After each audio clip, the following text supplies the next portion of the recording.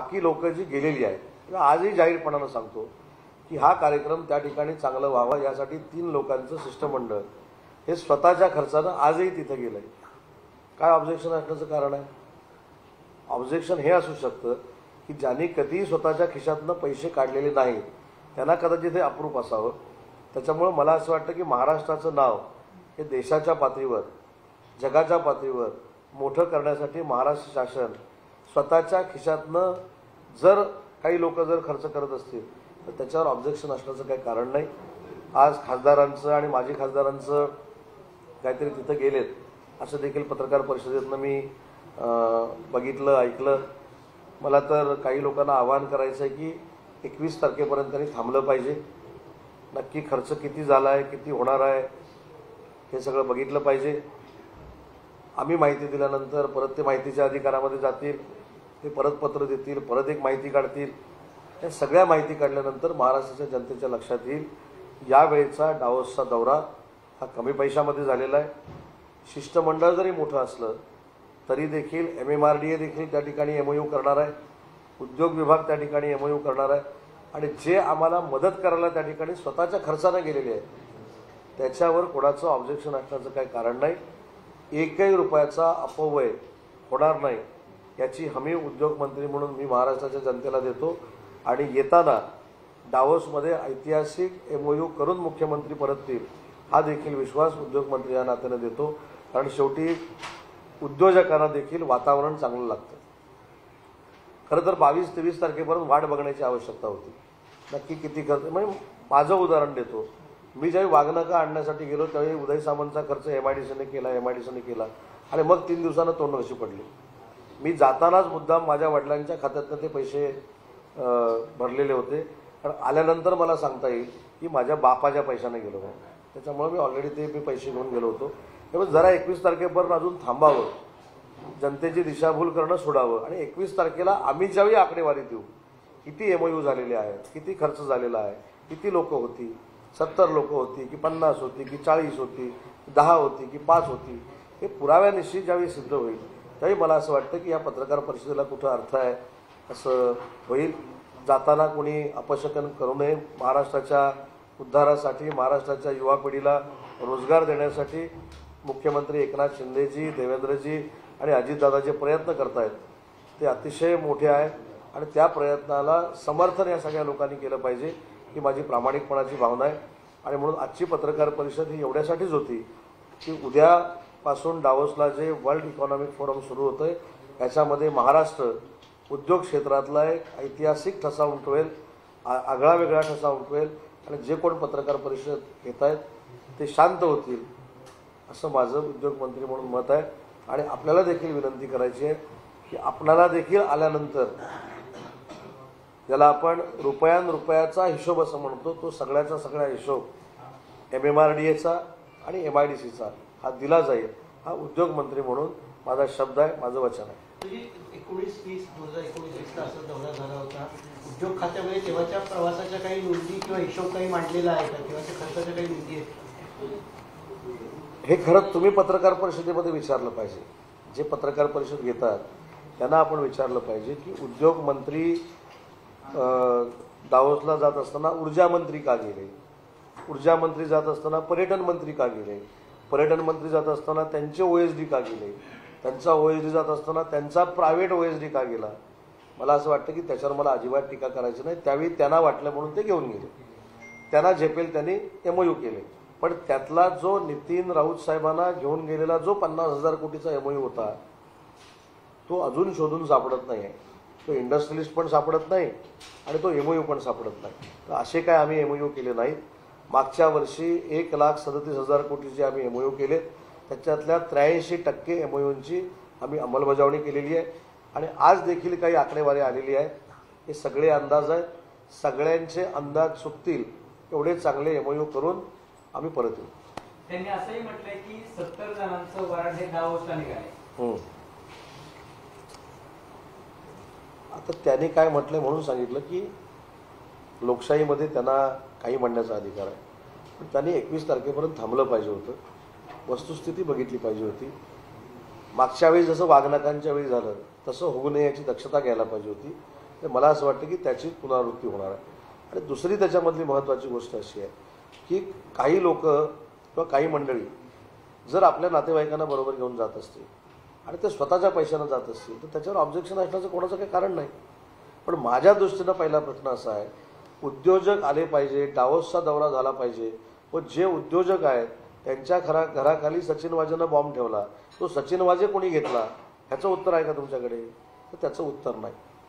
पूर्वीपर्यंत अदानी चालत होते, आता धारावीमध्ये त्यांनी टेंडर घेतल्यानंतर अदानी चालत नाहीत, पण अदानी त्यांना चालत नाहीत, त्यांच्या विरोधात मोर्चा निघतो आणि तेच अदानी शरद पवार साहेबांना जाऊन भेटतात. हे नक्की हे काय आहे? ही संभ्रमावस्था आहे. त्याच्यामुळं आमच्या दौऱ्याचं क्लॅरिफिकेशन आम्ही नक्की आल्यानंतर देऊ आणि जे गेलेत ज्यांच्यावर शासनाचा खर्च झालाय त्या खर्चाची इत्थंभूत माहिती देऊ. पण जे शिष्टमंडळ आज देखील डावोसमध्ये आम्हाला मदत करायला गेलेलं आहे त्याच्यामध्ये नावं पाहिजे ती देखील मी आपल्याला पाहिजे देईल. स्वतःच्या खर्चानं गेले, त्यांनी का जाऊ नये? त्यांची स्वतःच्या पैशानं जायची दानत आहे. आता माजी खासदारांबद्दल म्हणजे कदाचित मला असं वाटतं मिलिंद देवरांबद्दल ते बोलले असतील. अक्षरशः दुर्दैवीपण आहे. मी माहितीसाठी सांगतो की हे वर्ल्ड इकॉनॉमिक फोरम ज्यावेळी सुरू झालं, ज्यांनी सुरू केलं त्यांचे आणि मुरली देवरा साहेबांचे अतिशय घनिष्ठ संबंध होते. मिलिंद देवरा हे काय आजच फॉरेन टूर करत नाही आहे, आजच परदेशामध्ये जात नाही आहे. मिलिंद देवरा महाराष्ट्रातल्या सगळ्यात जास्त पॉलिटिकल लीडरमध्ये एक टॅलेंट म्हणून परदेशामध्ये गेलेले खासदार आणि माजी मंत्री होते. याचा अभ्यास काही लोकांनी करावा. कालपर्यंत मिलिंद देवरा ज्यावेळी तुमच्याबरोबर होते त्यावेळी ते चांगले होते, आज शिंदे साहेबांबरोबर आले ते वाईट झाले. ही प्रवृत्ती काही लोकांनी सोडली पाहिजे. त्याच्यामुळे जे प्रायव्हेट जात आहेत ते प्रायव्हेट खर्चानं स्वतःच्या खर्चानं जात आहेत. पण पत्रकार परिषदेतली एक गंमत मला आवडली की त्याच्यामध्ये हल्ली कॉमा असतो. मी जर बघितलं असेल तर सरकारी खर्चानं जात आहेत पण काही लोक स्वतःच्या खर्चानं पण गेले असतील. हे कशामुळे व्हायला लागलं तर ते वाघनाखामुळे व्हायला लागलं. त्याच्यामुळे जे स्वतःच्या खर्चानं जात आहेत ते त्यांचे अकाउंट नंबरपासून तुमच्याकडे देतील आणि जे शासनाच्या खर्चानं जात आहे त्याचा इत्थंभूत खर्च उद्योग मंत्री म्हणून मी महाराष्ट्राच्या जनतेसमोर ठेवेन. एकूण डेलिगेशन हे किती लोकांचं आहे, त्यामध्ये किती लोक म्हणजे त्यांनी आरोप केला 40-70 लोकांचा, आपलं काय मत आहे यावर? किती लोक? मी आपल्याला वाचून दाखवतो. MIDCचं जे आहे त्याच्यामध्ये माननीय मुख्यमंत्री, माननीय उद्योग मंत्री भूषण गगराणीजी, ब्रिजेश सिंगजी, म्हणजे भूषण गगराणी कोण आपल्याला सगळ्यांना माहिती आहेत, ब्रिजेश सिंग कोण आहेत आपल्याला माहिती आहेत, हर्षदीप कांबळे कोण आपल्याला माहिती आहेत, बिपिन शर्मा कोण आहेत आपल्याला माहिती आहेत, राजेश कोवळे जे सरकारी OSD त्यांचे आहेत, त्याच्यानंतर विकास सूर्यवंशी आहेत, पाटणे आहेत, आनंद माडिया आहेत जे CMOमध्ये काम करतात, त्याच्यानंतर साहेबांचे PA आहेत ते असलेच पाहिजे, त्याच्यावर कोणाचं ऑब्जेक्शन असतं कामा नये. नितीन लालसरे 14 लोकांचं शिष्टमंडळ हे MIDC मार्फत आहे आणि MMRDAचं 5 लोकांचं शिष्टमंडळ आहे.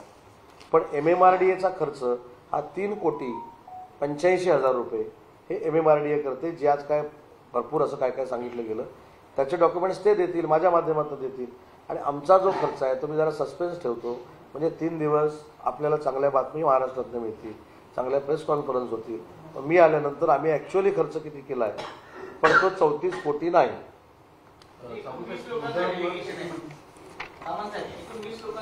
MMRDA वेगळं, MIDC वेगळं आणि जे काही NGOज येत आहेत जे स्वतःच्या खर्चाने येत आहेत त्यांच्यावर आपण कसं काय बंधन घालू शकतो? ते बंधन आपण घालू शकत नाही. आणि स्वतःच्या पैशानं जे येत आहे, स्वतःची राहण्याची व्यवस्था जे स्वतः करतायत त्यांच्यावर शासनाचा का कंट्रोल असावा? ते येऊन जर आम्हाला मदत करत असतील आणि मगाशी जे मी सांगितलं की त्यांच्यामध्ये स्वतःच्या खिशातले पैसे खर्च करण्याची दानत आहे, त्याच्यामुळे ते येत आहे. मुळात आता दावोसला चाललेला बेसिक गव्हर्नमेंटचा कुठल्या प्रोजेक्टसाठी प्रोटेक्शन असणार आहे, कोणत्या टेरिटरीसाठी असणार आहे? कारण की यापूर्वी सुद्धा तुम्ही आत्ता आहात, तुमच्या आधी पण जे होते करार होतात पण तेवढे इम्प्लिमेंट होत नाही, हा जो आरोप होतोय त्याला सोल्युशन काय करत आहे? नाही, अगदी बरोबर आहे. आरोपामध्ये तथ्य आहे पण त्या आरोपाला आम्ही तिलांजली दिलेली आहे. 1,37,000 कोटी हे MMRDA धरून आमचे मागच्या वर्षीचे MOUs होते, त्यातले 83% MOU आम्ही अंमलबजावणी करतोय. याचा अर्थ MIDCचे किमान 90% आम्ही इम्प्लिमेंट करतोय. यावेळी देखील MOU होतील, त्याची अंमलबजावणी देखील पुढच्या 1-1.5-2 वर्षामध्ये केली जाईल. कारण हा 3 वर्षासाठीचा MOU असतो. 3 वर्षात ही इंडस्ट्री सुरू होणार असते. पण आम्ही 90 ते 95% फॉरेन करन्सी जी आहे, फॉरेन इन्व्हेस्टमेंट जी आहे ती आणण्याचा प्रयत्न करतो. साधारणतः ते टेंटेटिव्ह टार्गेट काय ठेवलेलं आहे? नाही ठेवू ना, उद्यासाठी ठेवू, परवासाठी ठेवू. ते रोहित पवारांनी खूप एलिगेशन केले. त्यांनी तायवानला ऑफिशियल केले, त्यावर 2 करोड आणि कॅगच्या चौकशी व्हायला पाहिजे. एकंदरीत टार्गेट केलं जातं इंडस्ट्री डिपार्टमेंट किंवा जे फॉरेन टूर होतं त्यावर. इंडस्ट्री डिपार्टमेंट हे मला असं वाटतं की महाराष्ट्रातलं एक सक्सेसफुल डिपार्टमेंट आहे. या डिपार्टमेंटवर टीका केल्यानंतर स्वतःला TRP मिळतो असं अनेकांचं धोरण असल्यामुळे कदाचित या टीका आहेत. त्याच्यामुळे या टीकेला उत्तर द्यावं असं मला वाटत नाही आणि या टीकेला उत्तर देऊन त्यांना काही मला मोठं करायचं नाही. साधारण किती हजार कोटींचं टार्गेट किंवा गुंतवणूक किती होईल महाराष्ट्रात? माझ्याकडे 3 कागद आहेत, 3 कागदामध्ये सगळी माहिती आहे. पण हे 3 कागद मी 21 तारखेसाठी ठेवलेले आहेत. त्याच्यामध्ये कुठच्या माणसावर किती खर्च झाला, किती MOU झाले, ते इंडस्ट्रियलिस्ट कोण होते. आपल्याकडे एक प्रथा आहे जी आपण शिंदे साहेबांच्या नेतृत्वाखाली सुरू केली, शिंदे साहेबांनी सुरू केली. आपण तिथे गेल्यानंतर वर्ल्ड इकॉनॉमिक फोरमच्या एका डिनरचे होस्ट बनतो आणि आपण सगळ्या इंडस्ट्रीच्या लोकांना, सेंट्रल गव्हर्नमेंटच्या मिनिस्टरना, जगातल्या काही मिनिस्टरना जेवायला बोलवतो. ही आपली महाराष्ट्राची संस्कृती आहे.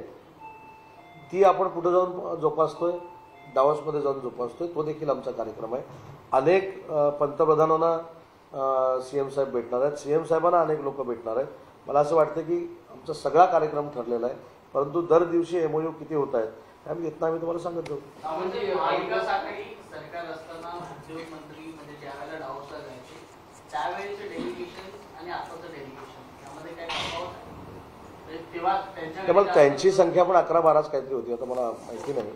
पण मी तेच सांगितलं ना, MIDCच्या शिष्टमंडळामध्ये ऊर्जा मंत्री होते, MIDCच्या शिष्टमंडळामध्ये पर्यटन मंत्री होते, MIDCच्या शिष्टमंडळामध्ये ऊर्जा मंत्र्यांचा OSD होता. तर ते असावं, त्याच्यावर माझं अजिबात ऑब्जेक्शन नाही. ते देखील महाराष्ट्राच्या इंडस्ट्रीच्या डेव्हलपमेंटसाठीच गेलेले होते.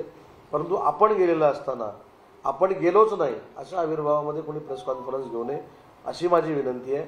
आणि इंडस्ट्रीकडे असा मेसेज जाऊ नये की आपलं महाराष्ट्रातलं राजकीय वातावरण हे वाईट आहे, तुम्हाला आरोप प्रत्यारोप करायचे आहेत, तुम्हाला हे साबित करायचं आहे, तुम्ही